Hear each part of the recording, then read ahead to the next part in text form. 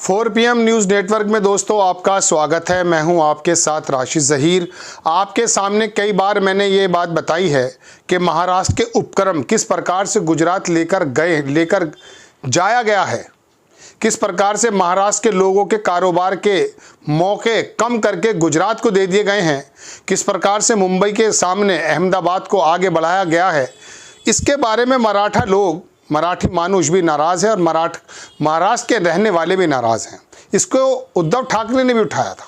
कई सारे उपक्रम की बात मैं आपको बता चुका, लेकिन अब प्रधानमंत्री का बिल्कुल जो सलाहकार हैं, सलाहकार परिषद, उसके मेंबर्स की रिपोर्ट आई है, वो मैं आपको बताने जा रहा हूँ। आप देखेंगे दोस्तों, इंडियन एक्सप्रेस ने इसको छापा कि EAC क्या है मैं बताऊंगा आपको। 2 PM reports reveals Maharashtra GDP, Maharashtra की GDP जो कम होती जा रही है, अब पर कैपिटल इनकम कम होता जा रहा है, उसके बारे में गुजरात का बढ़ता जा रहा है। क्या क्या वजह है मैं आपको दिखाना चाहता हूं। पर capita income slit down for first time in 10 years। आप खबर देखेंगे दोस्तों, आपकी स्क्रीन पर खबर है कि महाराष्ट्र का GDP किस प्रकार से कम हो रहा है in front of the Gujarat. Economic advisory council है ये, जो प्राइम मिनिस्टर को रिपोर्ट करती है। उन्होंने सबमिट की अपनी रिपोर्ट और इसमें कहा कि economic performance of Indian state revealed Maharashtra contribution to India, Maharashtra का जो कंट्रीब्यूशन इंडिया को था has slid down for first time. पहली बार जो महाराष्ट्र कंट्रीब्यूट करता था केंद्र को, वो थोड़ा कम हुआ है।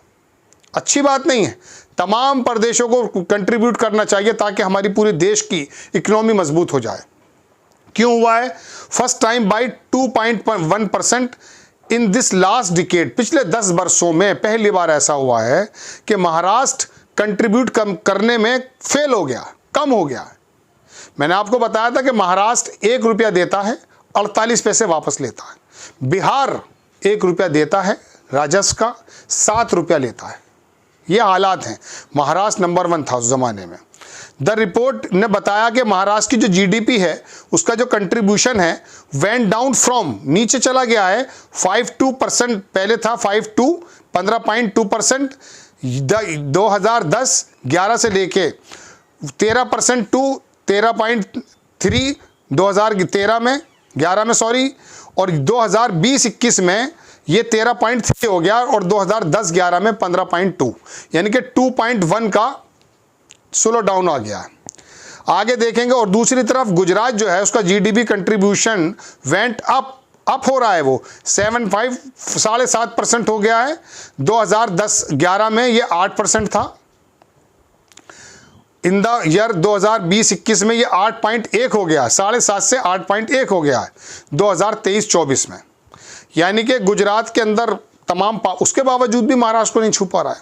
15.2 था, अभी 2% कम हो गया, 13% हो गया। आगे देख लीजिएगा। Report submitted by the economic advisory council to prime minister Narendra Modi. Narendra Modi की काउंसिल है relative economic performance of Indian states. 1960 से लेकर 2023-24 तक का जो टोटल लेखा जोखा है, संजय और आकांक्षा अरोरा, इन लोगों ने ये रिवील किया है, जो इसके मेंबर्स हैं इस एडवाइजरी कमेटी के। इन्होंने रिवील किया growth engine Maharashtra has slow down in the last decade. पिछले 10 सालों में फडणवीस से पूछिए, मोदी और अमित शाह से पूछिए कि महाराष्ट्र पिछले 10 सालों में पिछड़ क्यों गया है भाई। आगे देख लीजिए, बहुत लंबी वैसे रिपोर्ट है ये, लेकिन मैं सिर्फ पर कैपिटल इनकम पे आना चाहता हूँ कि महाराष्ट्र का जो कंट्रीब्यूशन इंडिया का GDP वाज रिपोर्टेड 15.2 जो था वो इंडिया का टोटल वो था, इसको घट करके 7.5, और वहीं पर गुजरात का 7.5 था। Maharashtra GDP growth contribution went down, ये तो वही बात है, गिना रहा है दोबारा से। मैं नीचे आने की कोशिश करता हूँ, कुछ इंपॉर्टेंट बात है तो वो आपको दिखा दूंगा। बहरहाल ये तमाम खबर आई है। ये खबर क्या महाराष्ट्र के चुनाव को इफेक्ट करेगी? सुप्रिया सुले ने भी इसको जो है ट्वीट किया है, मैं देखता हूं, अभी मैंने लिया तो था, रात आ गया है। देखिए सुप्रिया सुले ने क्या लिखा है। उसने लिखा कि for the first time in decade, पिछले दशक में, 10 वर्षों में Maharashtra GDP contribution has drop from 5.2 से 2010-11 में थी 13.3 2023 में रह गया, जबकि गुजरात का 7.5 की जगह से 8.1 हो गया है। अच्छी बात है गुजरात 15 हो जाए, लेकिन महाराष्ट्र में क्यों हो रहा है भाई? This highlights failure of the Mahayuti government to priorities Maharashtra with per capita income falling, it's clear. वो बता रहे हैं कि ये बिल्कुल खुला साइन है, जो महायुति की गवर्नमेंट है उसने प्रायोरिटी जो दी है महाराष्ट्र को कितनी दी है, बिल्कुल क्लियर है कि current administration is insensitive to the needs of the people. लोगों की ज़रूरतें पूरी करने में वो ज़्यादा अपना रोल अदा नहीं कर पा रहा है। Maharashtra deserve a government that invest in its potential for great growth. उसका कहना है कि महाराष्ट्र जो है वो डिजर्व करता है। देखिए मैप भी है, ये 1960-61 से लेकर के 2023-24 तक की गाथा गाता है, इसके ऊपर तमाम वो चीज़ें लिखी हैं। दोस्तों बात यह है कि महाराष्ट्र को इस तरह से डाउनफॉल देखते हुए वहाँ के लोग, वहाँ के विपक्षी दल इस पूरी तस्वीर को साफ रखना चाहेंगे उन लोगों के सामने जो वोट करने जा रहे हैं अभी 10-15 दिन में। बात यह है दोस्तों कि ये महायुति की सरकार वहाँ के उपक्रम किस प्रकार से या केंद्र के इशारे पर किस प्रकार से गुजरात में लेकर गए हैं, वहाँ के लोगों के रोज़गार के मौके किस प्रकार से कम हुए हैं, और अब महाराष्ट्र जो देश के अंदर जो वाणिज्य राजधानी कहा जाता है उसको अगर नीचे की तरफ लाने की कोशिश की जा रही है, तो गुजरात में क्या सिर्फ इसलिए किया जा रहा है कि वहाँ के 2 महामानव वहीं के हैं? क्या महाराष्ट्र देश से अलग है? आप वहाँ पर चुनाव कराने ज़रूर जा रहे हैं, लेकिन आप देखिए तो सही हो क्या रहा है। महाराष्ट्र का पर कैपिटल इनकम कम होता जा रहा है। गुजरात को इतना ज़्यादा, मैंने कहा कि डायमंड कटिंग का काम होता था, पॉलिशिंग का, वो सूरत में होता था, लेकिन उसका तमाम हब एक्सपोर्ट इंपोर्ट मुंबई होता था, उसको भी सूरत में लेकर आया जा रहा है। बहुत सारे काम हैं। मैंने आपको शायद 8 दिन पहले एक एपिसोड बनाया था, उसमें तमाम डिटेल में बात बताई थी कि किस प्रकार से सेमीकंडक्टर के जो 2 उपक्रम नितिन गडकरी के माध्यम से आए थे उसको भी वहाँ ले जाया गया है।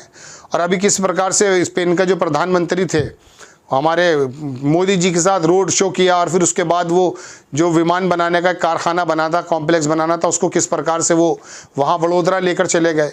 तो ये महाराष्ट्र के जनमानस देख रहा है। इसको अगर मुद्दा उद्धव ठाकरे बनाते हैं, कांग्रेस बनाती है, कांग्रेस तो शायद ना बना पाए क्योंकि वो तो थोड़ा सा गुजरात को भी कवर करना चाहेंगे, लेकिन उद्धव ठाकरे की तो कोई भी मजबूरी नहीं है अपने लोगों की आवाज़ उठाना। लेकिन हैरत की बात है, वो मनसे का जो नेता था, वो जो उत्तरी भारतीयों पे बड़ा भड़कता था, वो भी चुप बैठा है क्योंकि भारतीय जनता पार्टी ने उसके लड़के के सामने कोई कैंडिडेट खड़ा नहीं किया है। दोस्तों बात यह है कि ये नेतागिरी है, ये नेता लोग अपने अपने फ़ायदे और मका उसकी बात करते रहेंगे। बिजनेसमैन से इनके किस प्रकार से ताल्लुक़ हैं, कौन से रीजन को बढ़ाना है, कौन से को घटाना है, सारी चीज़ें। हिमाचल के अंदर एक प्रोजेक्ट लगाया था इलेक्शन से पहले, उसके बाद उसके बारे में बातचीत करना भी बंद कर दिया, कोई खबरें नहीं आ रही हैं क्योंकि वहाँ कांग्रेस की सरकार आ गई है। अब अगर कांग्रेस की या विपक्ष की सरकार आएंगी तो क्या वो देश से अलग हो जाते हैं? बड़ी खबर, महाराष्ट्र पिछले 10 वर्षों में पहली बार पर कैपिटा इनकम में भी और अपना कंट्रीब्यूशन जो दे रहा था, वो जो उसका जीडीपी था, जो उसका देश के उसके अंदर उसका हिस्सा था, वो कम होता जा रहा है। उसकी वजह क्या है? उसकी वजह है बराबर वाला स्टेट। आप देख लीजिए किस प्रकार से गुजरात के लोगों ने वर्चस्व स्थापित करके गुजरात को आगे किया है और महाराष्ट्र को पीछे किया है।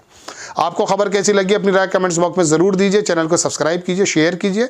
नेक्स्ट टाइम मैं किसी खबर के साथ हाजिर होता हूँ। जय हिंद।